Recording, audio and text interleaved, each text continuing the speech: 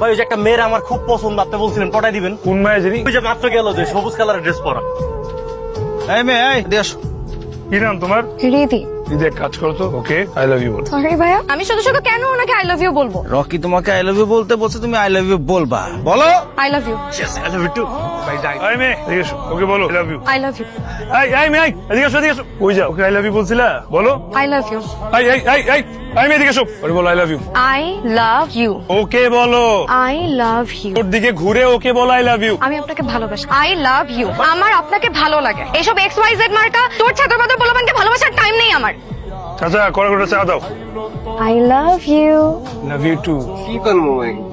আমার ভাড়াটা দেন মামা। I love you. I love you too. ভাড়া মামা, ভাড়া। দেখে দেখে দেখে তুমি কার নাম লিখছো বুকের ভিতর? তোমার এত বড় সাহস, আমি তোমাকে এত ভালোবাসি আর তুমি কার নাম বুকের ভিতর এটা তো আমার না। কার নাম লিখবো আমি?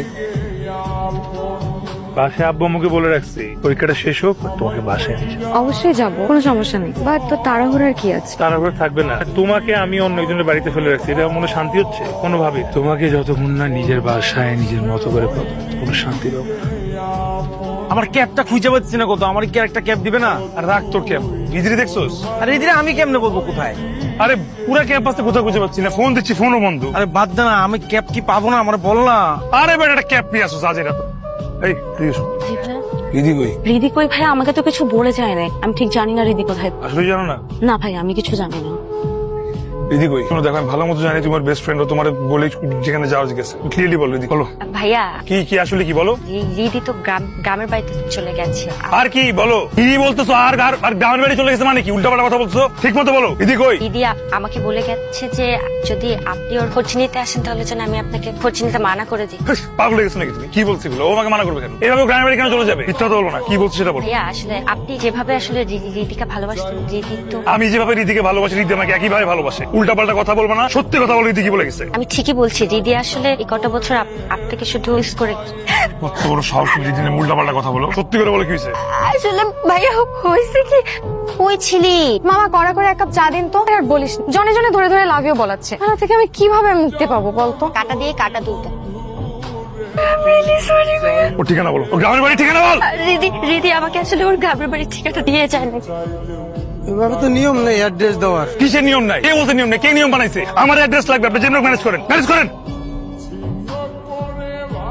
কি করু? আমি মাইকিং করু? তুই লাগলে বিজ্ঞাপন দে। তার আগে ফেসবুকে যত গ্রুপ আছে সব জায়গায় পোস্ট করবো, কেউ না কেউ তোরে দেখছে, কেউ না কেউ তোর অ্যাড্রেসটা দিবে, তাই না? তুই যা খুশি কর, কিন্তু আইনা দে প্লিজ, আইনা দে প্লিজ, প্লিজ আইনা দে। এই তোস দেখ, দেখো তুই কেন করলি? আসল নকল বুঝি না, তুই কেন করলি বল। আমি তোমাকে কিভাবে বুঝাবো? এই তুই কি একটাবার দেখোস নাই এই পুরা তোর জন্য কি করছে? একটাবার দেখোস নাই এই পুরা তোর জন্য কত পাগল? দিন রাত রাত্রে দিন মারাই দিছি আমি তোর জন্য। তারপর তুই কেমনে করলি আমার সাথে? তুই কেমনে করলি আমার সাথে? আসলে আমার বিয়ে ঠিক হয়ে গেছিল তো আগে থেকে, আর তোমরা ক্যাম্পাসে যাওয়ার পর থেকে তোমরা সবাই মিলে যেভাবে শুরু করেছো। তুই যদি জানতি যে তুই আমারে ভালোবাসিস না, তাই নাটক কেন করলি? একটাবার এসে বলতি যে আমি তোমারে ভালোবাসি না, তোর সাথে টাইম পাস করতে, তোর ইউজ করতেছি আমি। একটাবার বলতি, তোর আমার জীবন বোধ সবকিছু দিয়ে দিতাম না, আমার নিঃশ্বাস বোঝা সবকিছু তোরে বানাইতাম না। তুই অন্য কারো করবি, এটাই মানতাম। প্লিজ তুমি একটু বোঝার চেষ্টা করো। আমি যেটা করেছি সিচুয়েশনের সিচুয়েশন, কিসের সিচুয়েশন? আর একটা অন্ধ একটা পাগলও দেখবি যে আমি তোর জন্য কি করছি, আমার সিচুয়েশনটা একটাবার দেখবি না। বুঝে রে তুমি এত সিরিয়াস হয়ে যাবা, তুমি তো আমাকে কিছু বলার শুধু। এমনি না বুঝে থাকোস, আর একটা পাগলও তো বুঝে এটা ওর সাথে কতটুকু ভালোবাসতে পারে না। তুই অন্য কারো এটাই মেনে নিতে পারবো।